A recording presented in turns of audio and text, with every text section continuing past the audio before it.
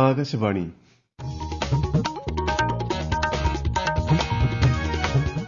നമസ്കാരം. പ്രാദേശിക വാർത്തകൾ വായിക്കുന്നത് നരേന്ദ്രമോഹൻ.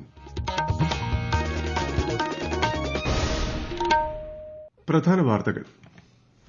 വികസിത ഭാരതത്തിനായി അടിസ്ഥാന സൌകര്യം മെച്ചപ്പെടുത്തുന്നതിനുള്ള പ്രവർത്തനങ്ങൾ രാജ്യത്ത് നടന്നുവരികയാണെന്ന് പ്രധാനമന്ത്രി നരേന്ദ്രമോദി. 103 അമൃത് ഭാരത് റെയിൽവേ സ്റ്റേഷനുകൾ പ്രധാനമന്ത്രി ഉദ്ഘാടനം ചെയ്തു.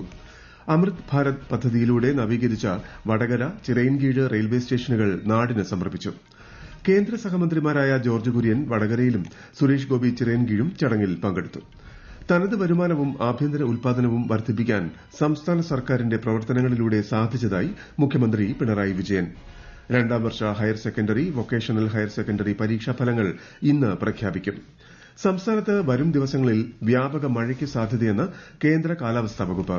കേരള, കർണാടക, ലക്ഷദ്വീപ് തീരങ്ങളിൽ മത്സ്യബന്ധനത്തിന് വിലക്ക്. ഐപിഎൽ ക്രിക്കറ്റിൽ ഇന്ന് ഗുജറാത്ത് ടൈറ്റൻസ് ലഖ്നൌ സൂപ്പർ ജയന്റ്സിനെ നേരിടും. വാർത്തകൾ വിശദമായി. വികസിത ഭാരതത്തിനായി അടിസ്ഥാന സൌകര്യം മെച്ചപ്പെടുത്തുന്നതിനുള്ള പ്രവർത്തനങ്ങൾ രാജ്യത്ത് നടന്നുവരികയാണെന്ന് പ്രധാനമന്ത്രി നരേന്ദ്രമോദി. ആധുനിക സൌകര്യങ്ങളോടെയുള്ള 103 അമൃത് ഭാരത് റെയിൽവേ സ്റ്റേഷനുകൾ പ്രധാനമന്ത്രി നാടിന് സമർപ്പിച്ചു.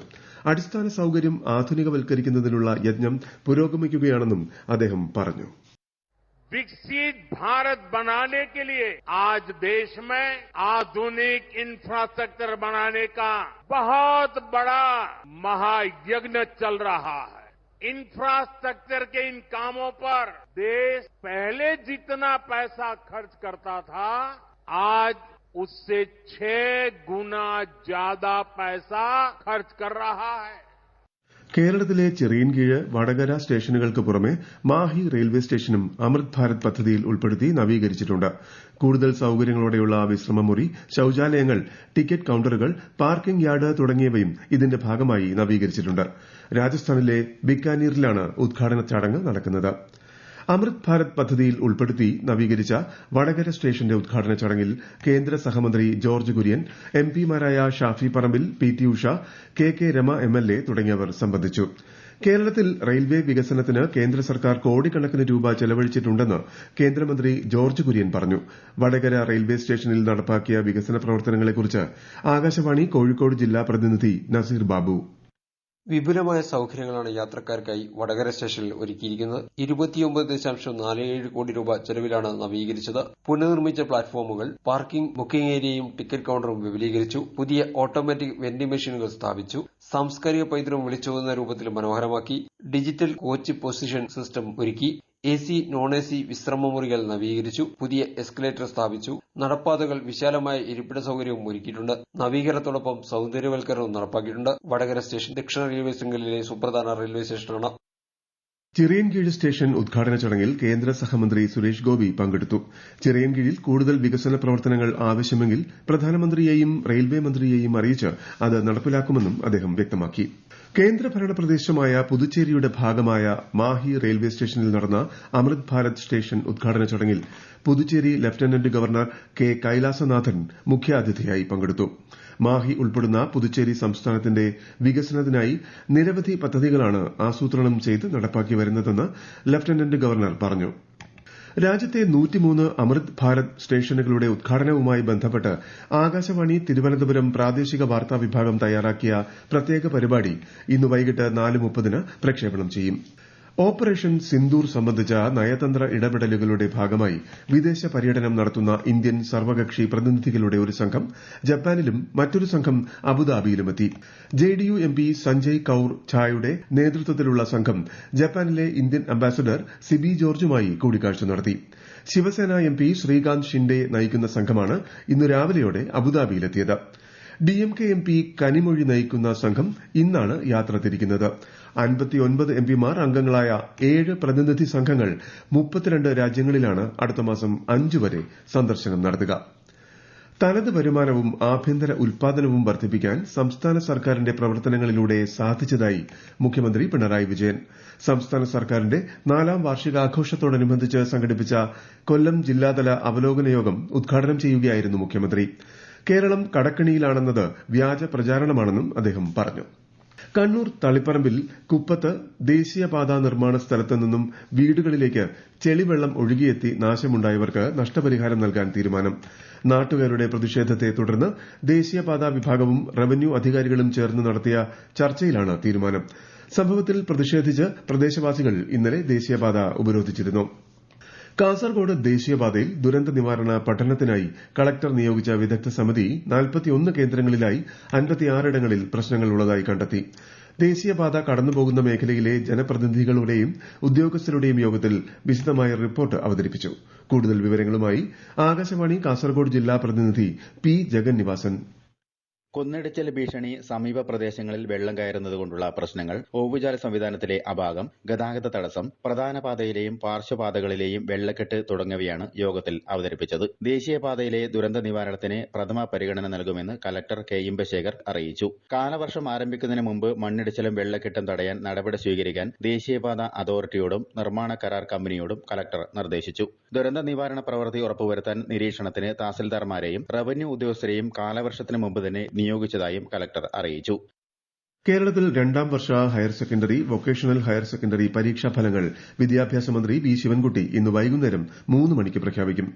www.results.hsc.kerala.gov.in, www.prd.kerala.gov.in തുടങ്ങിയ ഔദ്യോഗിക വെബ്സൈറ്റുകളിലൂടെ 3:30 മുതൽ ഫലമറിയാൻ സാധിക്കും.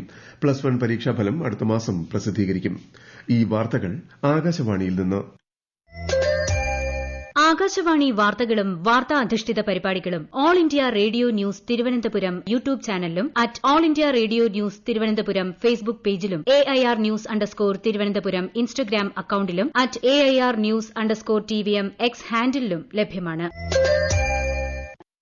എറണാകുളം മൂഴിക്കുളത്ത് കൊല്ലപ്പെട്ട 4 വയസ്സുകാരി ശാരീരിക പീഡനത്തിന് ഇരയായതായി റിപ്പോർട്ട്. സംഭവത്തിൽ അടുത്ത ബന്ധുവിനെ പോലീസ് കസ്റ്റഡിയിലെടുത്തു. കുട്ടിയെ പുഴയിലെറിഞ്ഞ് കൊന്നതാണെന്ന് അമ്മ നേരത്തെ പോലീസിനോട് സമ്മതിച്ചിരുന്നു. വിശദമായ അന്വേഷണത്തിലൂടെ മാത്രമേ കൂടുതൽ വിവരങ്ങൾ ലഭ്യമാകൂവെന്ന് പോലീസ് വ്യക്തമാക്കി. ജീവിത തിരക്കുകൾക്കിടയിൽ നിന്നും മാറി അല്പനേരം വിശ്രമിക്കാൻ ആളുകളെ മാടി വിളിക്കുകയാണ് ഇടുക്കിയിലെ കല്യാണത്തണ്ട് മലനിരകൾ.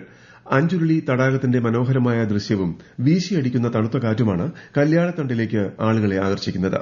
വിശദാംശങ്ങളുമായി ആകാശവാണി ഇടുക്കി ജില്ലാ പ്രതിനിധി രതീഷ് കൃഷ്ണ. കാഴ്ചകളുടെ പരദീസയായ കല്യാണത്തണ്ടിലെ പ്രധാന ആകർഷണം ഇടുക്കി ഡാമിന്റെ ഭാഗമായ അഞ്ചുരുളി തടാകമാണ്. അണക്കെട്ടിൽ ജലനിരപ്പ് താഴ്ന്നതോടെ ചെറുതും വലുതുമായ നിരവധി ദ്വീപുകളും ഇവിടെ നിന്ന് ദൃശ്യമാകും. ഒപ്പം ഇടതൂർന്ന വനമേഖലകളും വെള്ളം ഇറങ്ങിപ്പോയ ചെറുതുരുത്തുകളും അതിർത്തി നിർണ്ണയിക്കുന്ന മതിൽ പോലെ നിലകൊള്ളുന്ന മലനിരകളും ഇവയെല്ലാം ചേർന്ന മനോഹരമായ വിദൂര ദൃശ്യമാണ് കല്യാണത്തണ്ട് സമ്മാനിക്കുന്നത്. നിരവധി പൂച്ചെടികളും കല്യാണത്തണ്ടിന്റെ അഴക് വർദ്ധിപ്പിക്കുന്നു. മൂടൽമഞ്ഞ് ഇല്ലാത്ത സമയങ്ങളിൽ വാഗമൺ മലനിരകൾ ഉൾപ്പെടെ ഇവിടെ നിന്ന് കാണാം. സംസ്ഥാനത്ത് വരും ദിവസങ്ങളിൽ വ്യാപക മഴയ്ക്ക് സാധ്യതയെന്ന് കേന്ദ്ര കാലാവസ്ഥാ വകുപ്പ്. കണ്ണൂർ, കാസർഗോഡ് ജില്ലകളിൽ ഇന്ന് മഞ്ഞ ജാഗ്രതയാണ്. സംസ്ഥാനത്തുടനീളം ഒറ്റപ്പെട്ട ശക്തമായ മഴയ്ക്കും ഇടിമിന്നലിനും സാധ്യതയുണ്ട്. കേരള, കർണാടക, ലക്ഷദ്വീപ് തീരങ്ങളിൽ നിന്നും ഈ മാസം 25 വരെ മത്സ്യബന്ധനത്തിന് പോകരുതെന്ന് മുന്നറിയിപ്പുണ്ട്. കള്ളക്കടൽ പ്രതിഭാസത്തിന്റെ ഭാഗമായി തിരുവനന്തപുരം, കന്യാകുമാരി തീരങ്ങളിൽ ഇന്ന് ഉച്ചവരെ കടലാക്രമണത്തിന് സാധ്യതയുണ്ട്. കാലവർഷം ഇത്തവണ നേരത്തെ എത്തുമെന്നും കാലാവസ്ഥാ വിഭാഗം അറിയിച്ചു. IPL ക്രിക്കറ്റിൽ ഇന്ന് ഗുജറാത്ത് ടൈറ്റൻസ് ലക്നൌ സൂപ്പർ ജയന്റ്സിനെ നേരിടും. രാത്രി 7:30 അഹമ്മദാബാദിലാണ് മത്സരം. മലപ്പുറം മദാരിക്കുണ്ട് കേരള എസ്റ്റേറ്റ് ഭാഗത്ത് ഇന്നലെ കടുവയെ കണ്ടതിനെ തുടർന്ന് വനം വകുപ്പ് തിരച്ചിൽ ഊർജിതമാക്കി. പ്രദേശത്ത് സ്ഥാപിച്ചിട്ടുള്ള ക്യാമറകൾ കേന്ദ്രീകരിച്ചാണ് നിലവിൽ പരിശോധന നടക്കുന്നത്. ക്യാമറ ദൃശ്യങ്ങൾ ലഭിച്ചാലുടൻ കടുവയെ പിടികൂടാൻ കൂട് സ്ഥാപിക്കുമെന്ന് വനം വകുപ്പ് ഉദ്യോഗസ്ഥർ അറിയിച്ചു. കടുവയുടെ സാന്നിധ്യം സ്ഥിരീകരിച്ചതോടെ പ്രദേശവാസികൾ അതീവ ജാഗ്രത പാലിക്കണമെന്ന് വനം വകുപ്പ് നിർദ്ദേശം നൽകിയിട്ടുണ്ട്. വയനാട് മുള്ളൻകൊല്ലി കബനിഗിരിയിൽ വീണ്ടും പുലിയുടെ ആക്രമണം. പനച്ചിമറ്റത്തിൽ ജോയ് എന്നയാളിന്റെ ഒരു ആടിനെ പുലി കൊന്നു. കഴിഞ്ഞ ദിവസം ഒരു നായയെയും പുലി കൊന്നിരുന്നു. പ്രധാന വാർത്തകൾ വീണ്ടും. വികസിത ഭാരതത്തിനായി അടിസ്ഥാന സൌകര്യം മെച്ചപ്പെടുത്തുന്നതിനുള്ള പ്രവർത്തനങ്ങൾ രാജ്യത്ത് നടന്നുവരികയാണെന്ന് പ്രധാനമന്ത്രി നരേന്ദ്രമോദി. 103 അമൃത് ഭാരത് റെയിൽവേ സ്റ്റേഷനുകൾ പ്രധാനമന്ത്രി ഉദ്ഘാടനം ചെയ്തു. അമൃത് ഭാരത് പദ്ധതിയിലൂടെ നവീകരിച്ച വടകര, ചിറയൻകീഴ് റെയിൽവേ സ്റ്റേഷനുകൾ നാടിന് സമർപ്പിച്ചു. കേന്ദ്ര സഹമന്ത്രിമാരായ ജോർജ് കുര്യൻ വടകരയിലും സുരേഷ് ഗോപി ചിറയൻകീഴും ചടങ്ങിൽ പങ്കെടുത്തു. തനത് വരുമാനവും ആഭ്യന്തര ഉൽപാദനവും വർദ്ധിപ്പിക്കാൻ സംസ്ഥാന സർക്കാരിന്റെ പ്രവർത്തനങ്ങളിലൂടെ സാധിച്ചതായി മുഖ്യമന്ത്രി പിണറായി വിജയൻ. രണ്ടാം വർഷ higher secondary vocational higher secondary പരീക്ഷാ ഫലങ്ങൾ ഇന്ന് പ്രഖ്യാപിക്കും. സംസ്ഥാനത്ത് വരും ദിവസങ്ങളിൽ വ്യാപക മഴയ്ക്ക് സാധ്യതയെന്ന് കേന്ദ്ര കാലാവസ്ഥാ വകുപ്പ്. കേരള, കർണാടക, ലക്ഷദ്വീപ് തീരങ്ങളിൽ മത്സ്യബന്ധനത്തിന് വിലക്ക്. IPL ക്രിക്കറ്റിൽ ഇന്ന് ഗുജറാത്ത് ടൈറ്റൻസ് ലക്നൌ സൂപ്പർ ജയന്റ്സിനെ നേരിടും. പ്രാദേശിക വാർത്തകൾ കഴിഞ്ഞു. അടുത്ത വാർത്താ പ്രക്ഷേപണം 12:50-ന്.